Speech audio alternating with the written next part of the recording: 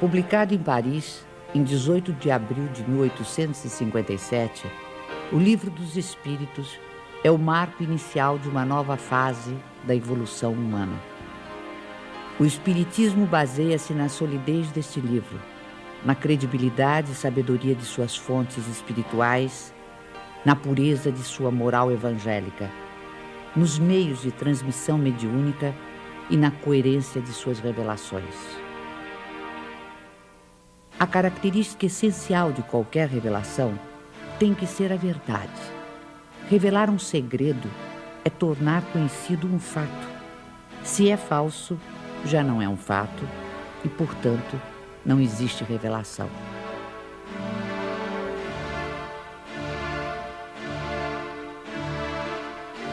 Todas as ciências que nos fazem conhecer os mistérios da natureza são revelações, e pode dizer-se que há para a humanidade uma revelação incessante.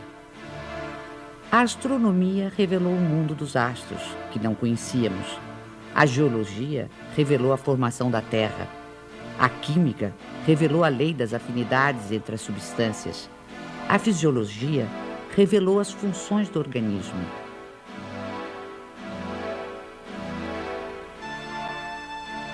Copérnico, Newton, Galileu, Laplace e Lavoisier foram reveladores.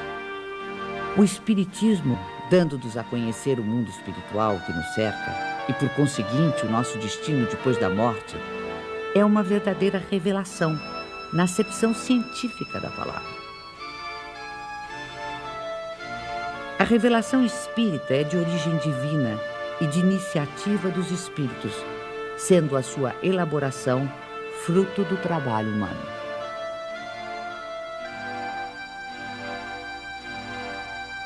Obedecendo a uma sequência histórica, a primeira revelação divina teve sua personificação em Moisés, a segunda no Cristo. A terceira não a tem em um só indivíduo. Aí está um caráter essencial de grande importância. A revelação espírita, ou terceira revelação, é coletiva no sentido de não ter sido dada como privilégio a pessoa alguma. Foi espalhada simultaneamente por sobre a Terra a milhões de seres humanos de todas as idades e condições.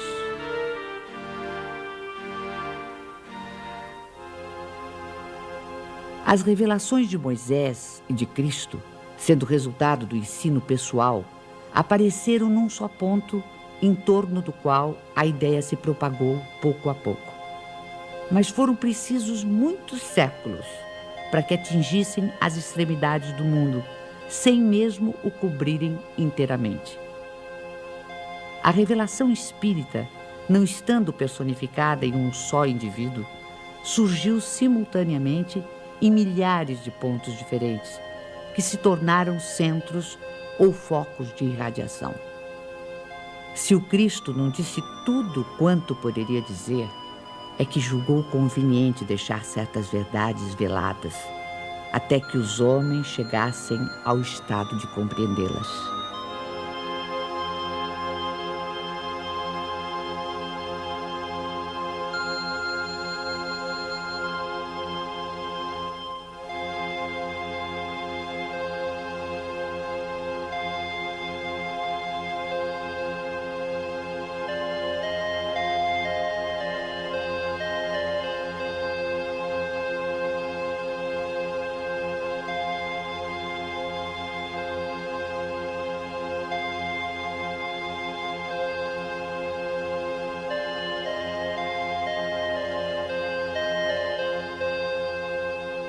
Mas quem toma a liberdade de interpretar as escrituras sagradas?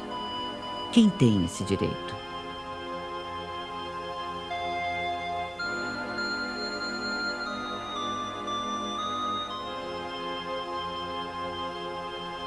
Neste século de emancipação intelectual e de liberdade de consciência, o direito de exame pertence a todos, cientistas, religiosos, filósofos e pesquisadores.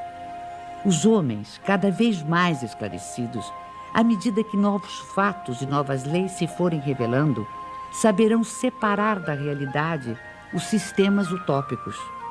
Ora, as ciências tornam conhecidas algumas leis. O Espiritismo revela outras. Todas são indispensáveis à inteligência dos textos sagrados de todas as religiões, desde Confúcio e Buda até o cristianismo.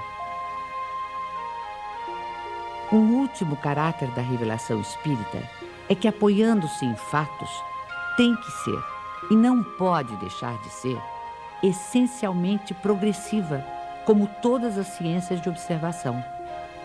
Caminhando de par com o progresso, o Espiritismo jamais será ultrapassado.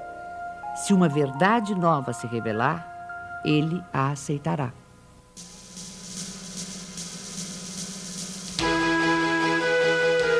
Hoje, mais de 100 anos depois da publicação do Livro dos Espíritos, nenhum dos princípios fundamentais do Espiritismo foi abalado. Todos permanecem intactos. E isso num século em que o mundo sofreu radicais transformações em todos os campos do conhecimento.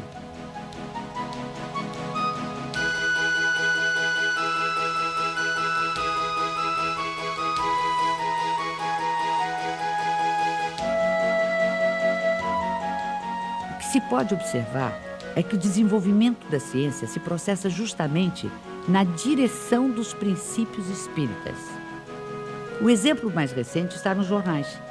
Depois do átomo e de todas as suas subdivisões, os cientistas acabam de dar mais um passo no estudo do microcosmo. Agora, com o anúncio oficial da descoberta do top quark, a partícula mais fundamental da matéria. Esta conquista científica, que ajudará a entender planetas, estrelas, galáxias e a própria vida, vem confirmar ensinamentos que já nos haviam sido antecipados pelo capítulo 2º do Livro dos Espíritos, sobre os elementos gerais do universo e as propriedades da matéria.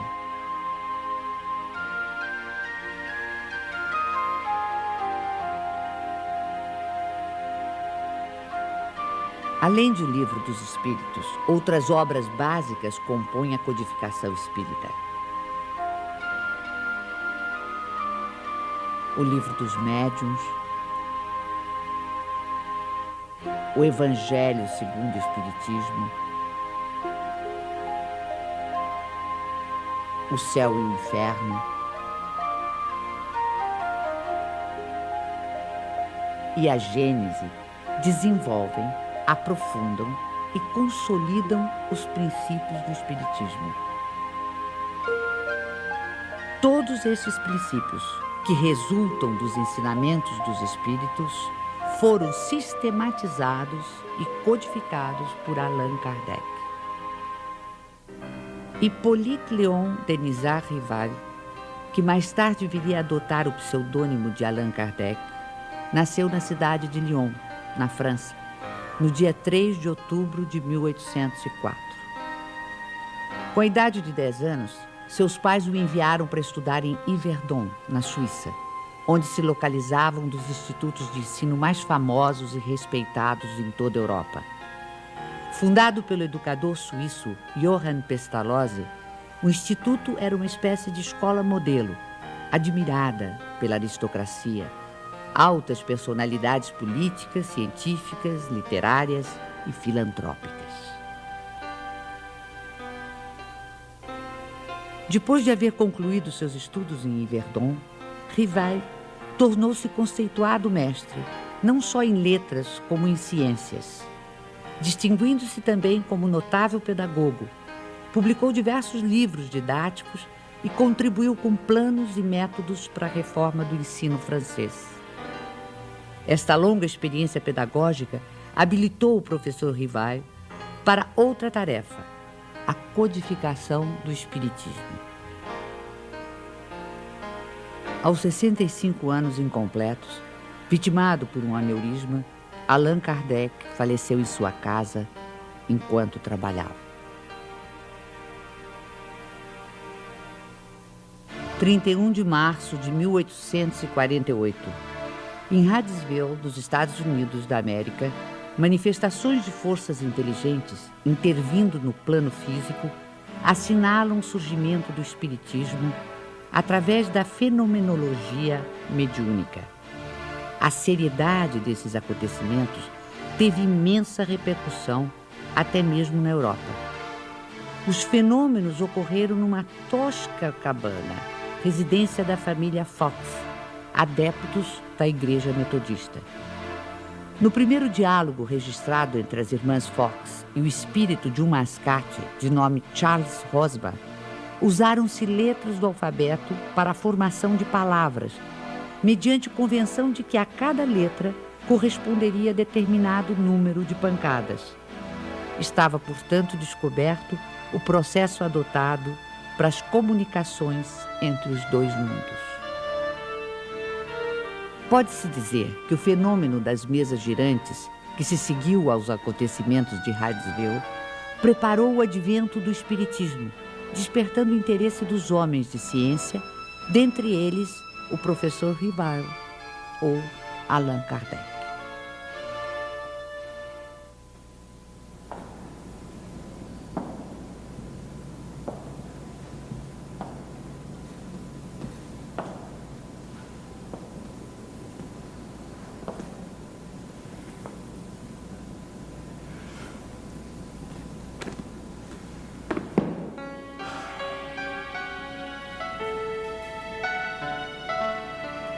Foi em 1854 que pela primeira vez ouvi falar das mesas girantes.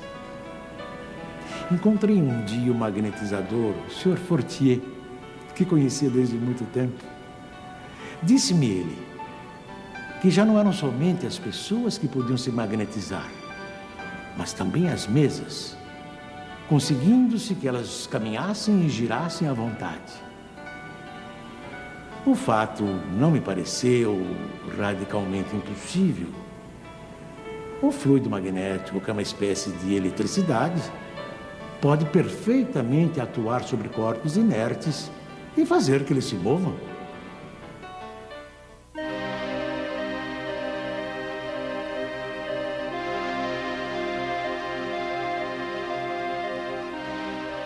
Algum tempo depois, encontrei-me novamente com o Sr. Fortier, que me disse ter um fato muito mais extraordinário.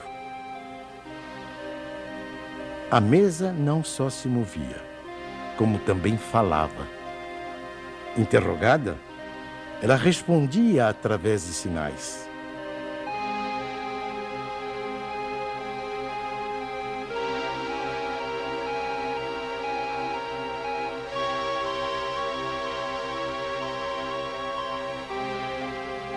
Eu estava, pois, diante de um fato inexplicado, aparentemente contrário às leis da natureza e que a minha razão repelia.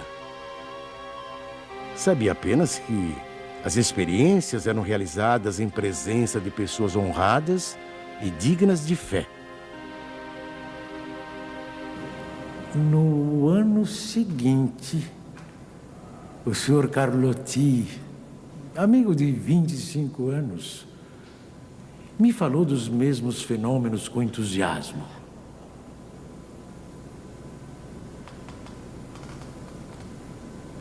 Foi ele o primeiro a me mencionar a intervenção dos espíritos. E me contou tantas coisas surpreendentes que, longe de me convencer, me aumentou as dúvidas.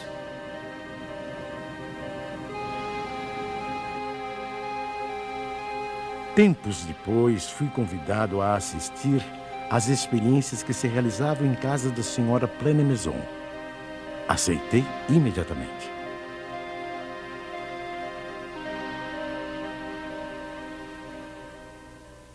Foi aí que, pela primeira vez, presenciei o fenômeno das mesas que giravam, saltavam e corriam.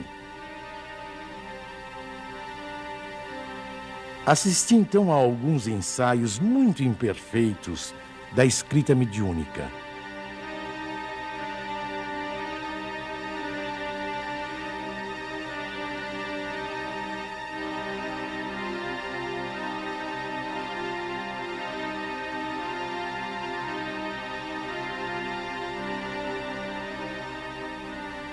sem dúvida, havia ali um fato que necessariamente decorria de uma causa.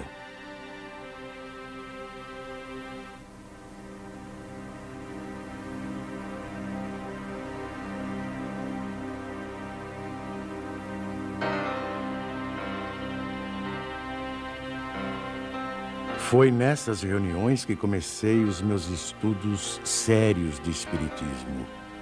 Menos ainda por meio de revelações do que de observações. Apliquei a essa nova ciência, como o fizera até então, o método experimental. Nunca elaborei teorias preconcebidas. Observava cuidadosamente, comparava, deduzia consequências. Dos efeitos, procurava remontar as causas por dedução e pelo encadeamento lógico dos fatos.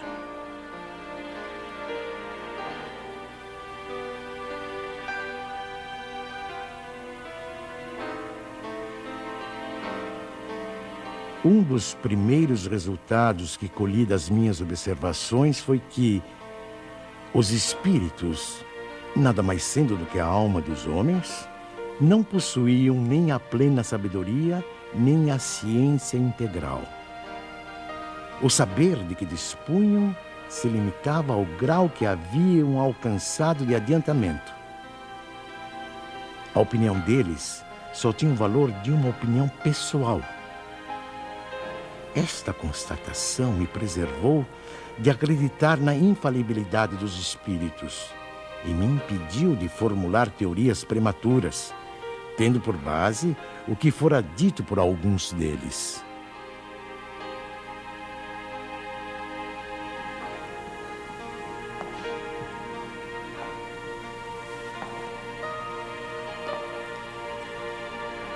O simples fato da comunicação com os espíritos, dissessem eles o que dissessem, provaria a existência do mundo invisível ambiente. Já era um ponto essencial, um imenso campo aberto às nossas explorações. O segundo ponto, não menos importante, é que aquela comunicação permitia que se conhecesse o estado desse mundo, seus costumes. Se assim podemos nos exprimir. No ano seguinte, em 1856, passei a frequentar também as reuniões espíritas que se celebravam em casa do Sr. Rustam. Eram sérias essas reuniões e se realizavam com ordem. As perguntas fúteis haviam perdido todo atrativo para a maioria das pessoas. Quanto a mim, ia obtendo a resolução dos problemas que me interessavam, do ponto de vista da filosofia, da psicologia e da natureza do mundo invisível. Levava para cada sessão uma série de questões preparadas e metodicamente dispostas.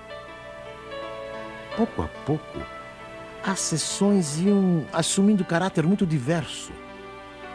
Entre os assistentes contavam-se físicos, matemáticos, estudiosos e cientistas das mais diferentes áreas do conhecimento humano. Todos formulando perguntas, aprofundando temas e questões.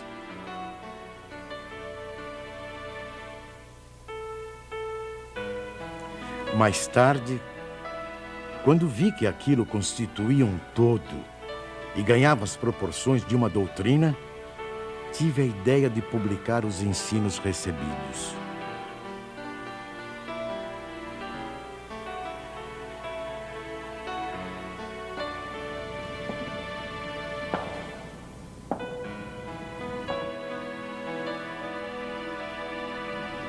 O meu trabalho, em grande parte, já estava concluído e tinha as proporções de um livro. Mas eu fazia questão de submetê-lo ao exame de outros espíritos, com o auxílio de diferentes médiuns. Mais de 10 médiuns participaram do trabalho.